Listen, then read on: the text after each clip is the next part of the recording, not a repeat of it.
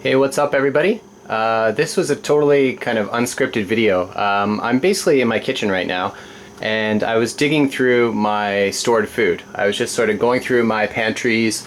I'll show you that right now. They're kind of empty. I had a lot of it up in here and also some of it inside of this roughneck container. And that was sort of a good temporary solution of like where to put it just while I was acquiring it, I guess. But now that I have quite a lot of it, it's important to rotate your stored food. So I just kind of took it out because I wanted to, I'm not sure I'm actually going to make stock of everything that I have right now, but I kind of just wanted to look at it, see how much I had in total, and just get it organized better so that I can do a first in, first out rotation. You know, like canned food, for example, I mean, everything has an expiry date on it. And what you want to do is, I mean, ideally you want to be storing foods that you like to eat anyways, so it just naturally becomes part of your rotation. It's like when you go to the grocery store, buy a little bit more than you normally do, and after a while, slowly but surely, you'll have a huge pile of food like I have right here.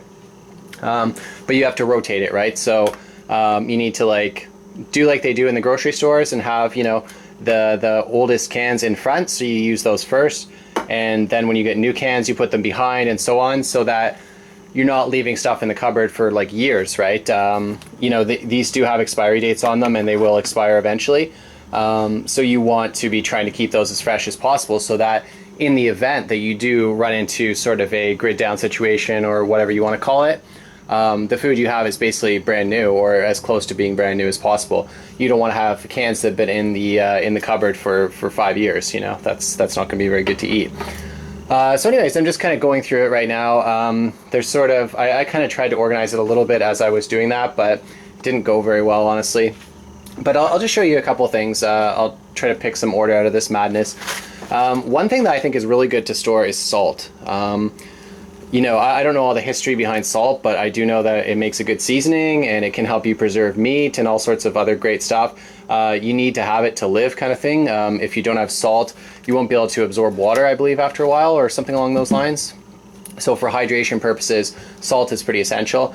It could be like a trade item later on. So that's my like full 1 kilogram box of salt. I do have a little bit more salt here that's open, as well as a salt and pepper shaker over there. I guess pepper is probably pretty important too. You know, I guess Christopher Columbus in the olden days, he was trying to find Asia so that he could obtain spices for Europe that was sick of eating bland foods. So I guess spices are important. I should probably keep more spices. I have some other stuff over there for cooking, like basil and oregano and all that stuff. Okay, what else do I have? So I have fruits and vegetables in the cans, okay? They're kind of all over the place, but you know, I've got some canned peaches here, some pears there, you know, some applesauce. What else do I have? Corn, chickpeas. I don't know if that counts as a vegetable or not. I guess it's sort of a vegetable. More corn, pineapple. What else do I have here? More pineapple. I really like pineapple, actually. That's one of my favorite things to eat on pizza. Also, vegetable soups, I think, count as vegetables. You know, if you look at the label, they do have fiber in them, you know, and if you look at the ingredients, they, you know, well, that's in French, but it has, you know, tomatoes and beans and all that good stuff in there. I have canned tomatoes in general. I like tomatoes when they're cooked. I don't really like raw tomatoes, but it's kind of another story. Got some tomato sauce. You know, lots of soups, actually. I like soup. I should, next time soup goes on sale, I need to really like load up and get a whole bunch of soup, especially vegetable soup. You know, it doesn't have a ton of calories in it, but you're gonna need like vegetables basically whenever, you know, you're in that grid down situation. You can't just be eating carbs like, you know, I got Mr. Noodles here. You can't just eat this stuff all the time. Like, it's not gonna be good. I like to eat lots of fruits and vegetables in my diet, and I kind of realized that that was something I was lacking in for my food storage, so I tried to pick some of that up. I think a lot of people probably ignore that because there aren't a lot of calories in there. You know, this has like 80 calories per 120 milliliters or whatever. Like, that's not a lot of calories when you combine it, or when you compare it against something like this. You know, 190 calories, you know, for 43 grams. But you need to balance out your diet, right? I also have some instant like mashed potatoes back here. I guess that probably counts as a vegetable too. You just add water. So another thing about food storage that's important is you want it to be easy to make. So I kind of consider any of this stuff to be backpacking food. I don't know, maybe that's crazy. Like, you're not going to take this can backpacking, clearly, but you know, some of this stuff, like the Mr. Noodles, for example. I got some chocolates over here. Oatmeal, where's my oatmeal? It's all back here. I got some older stuff like in a bag here, getting ready to be used first. I have a nice box here, a variety pack that I picked up. That's sort of behind in the rotation. I've got tuna fish here. I love tuna fish, actually. It's good just to make a sandwich or whatever. It doesn't have a lot of calories, but it has like a lot of protein in it. So that's another thing that's important, is you're going to want to balance out your food groups. You're going to need carbs, fats, and proteins, right? Fats, I don't really know what I have here for fats, honestly. That's probably one of those things that I'm lacking. But I mean, you know, a tablespoonful of oil, for example, I mean, that could be your fats for, I don't know about the day, but 2 tablespoons is 14% of your fats for the day. I don't know. Lots of people eat like low-fat diets anyways, but you do need that as part of your diet. I got some hot chocolate here. I got a whole bunch of different teas in this box here. They're all kind of like combined together. What else can I show you? Snacks, I guess. I should probably get more chocolate bars. The problem is I have absolutely no self-discipline, so with my chocolate bars, if I keep them around the house, I just eat them. So that's why we're running kind of low right now. I got a Cliff Bar in there too. Here's some more fruits, I guess. Put them over here with the fruits. That's like mandarin oranges or something. Those are only good for like 6 months or something like that, or like not a very long time. So I don't know, some stuff stores longer than others, like the peaches. That's 2015, so that's not bad. I think 2 years is sort of the average for canned stuff, how long it can be stored for.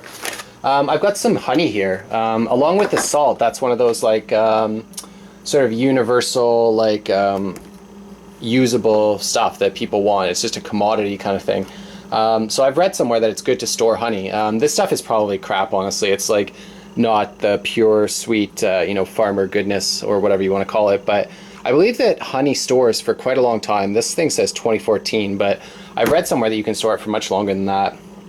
So honey, I think that's good to store. I mean, got the salt, got the honey, just basic ingredients like that I think would, in the right circumstance, be worth a lot to a lot of people. I've got some rice here. It's kind of running low. I've got another jar over here. It's the same rice, and I put like a label on it of what kind it is and when I stored it. I think rice stores for a very long time, actually. You know, you got to keep it dry and sort of out of the light or whatever, but I think you can keep that for years, basically, and it'll be just fine. So anyways, no order right now in the chaos, but I'm working on it. This is sort of my project for the day. Okay, I'm back, and as you can see, that huge mess is off the counter now, and it's all been put away. I tried my best to sort of do a little bit of method to the madness. I'll just show you like how I've organized it, and I don't know, whatever. Everybody probably has their own way of organizing their cupboards, but salts and honeys and other things used for sort of baking. There's some sugar there. These are like blanched almonds or something like that. But that stuff's kind of over there. I don't know really what to call that, but I should probably incorporate that with my other like baking or cooking stuff over there. Up top there on the shelf, I kind of have put all my grains. So from right to left, I got all my oats and oatmeal over there, some pasta there, sort of instant noodles here, rice, and then some quinoa. I gotta try getting into the quinoa more. I bought some, but I haven't eaten in it. Over here, I sort of have like energy drinks and sort of instant drinks, teas, coffees, hot chocolate. There's some instant coffee there. This stuff is awful, by the way. I bought this for backpacking and it's just terrible. I'd rather have no coffee than that. Okay, so that's that covered. Over here, up top, I kind of put some of the goodies that I'm snacking on way too much. And I was saying in the other video, I didn't really know if I had any fats, but I do. Like this, this totally counts as fats. There's a lot in there. So this used to be a 1 kilogram bag, but I've been snacking on it, so got to put that on the shopping list to load up on that stuff. Also, I have some sunflower seeds. Any kind of like nuts and seeds. Anything that has like, you know, that they could make oil out of, like peanuts, sunflower seeds. I don't know what else really, but anything like that will have fat content in it. So I do have fats. In addition to that, I do have some oil over here. So I have olive oil. I forget what kind of oil that is, but you know, miscellaneous oil. Anyways, I do have fats, just FYI. Over here is sort of like, I went on kind of like this sidekick kick. Just why I was thinking, oh, you know, it's easy to prepare, just add water or whatever. So I bought a whole bunch of those, haven't really eaten them. Got my potatoes here. There's some, yeah, here we go. There's some of those like open packs. I kind of thought like, oh, half a pack I could take backpacking with me or something. So we'll see. In the back there, I have like a whole bunch of like beans, and like, I really hate beans, honestly. Like those were kind of like bought a long time ago and I've just been sitting around. I might actually end up just throwing those in like a food donation box or something. Up top here, I put the chocolates, so I'll be less inclined to snack on them. Also underneath here, I've kind of like mixed and matched. I got some like Tupperware on the left there, and then in the back I've got all my like fruits and vegetables. Tuna fish is in the corner, some soups and corn, all that stuff. Nice and easy to see what I've got. So that's pretty cool. I'll be able to like rotate things much easier this way. Okay, and last but not least, you know, if there's ever a grid down situation, eat what's in the fridge first, obviously. You know, eat the fridge first, freezer second, and then go to your stored food afterwards. Because this stuff is going to go bad the quickest, right? So that's what I would do, is I would like start with the fresh stuff, and I always have, you know, like sort of a medium to full fridge load or whatever. So I would go there first. Second to that, I would go to the freezer. Obviously, don't open and close the freezer and fridge any more than you absolutely have to, because when the fridge is off, that stuff it's gonna get warm really fast. This is also, I don't know if I showed this before, but it's my block of ice. This sort of counts as water storage, and also if the grid does go down, it'll help maintain the cold level in my fridge for a bit longer. I should actually do a second bag. I have a little bit more room in there. Yeah, so I guess that's it. That's my food storage.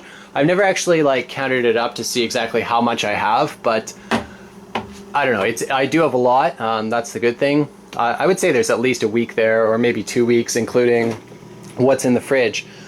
So I think I'm in pretty good shape. I have a lot of stored water too. And I have food from all the different food groups. You know, I got proteins, carbs, and fats. So it could always be better, and I'll probably continue to add to it, but this exercise just helped me kind of like organize it better, and also I'll be able to rotate it easier this way.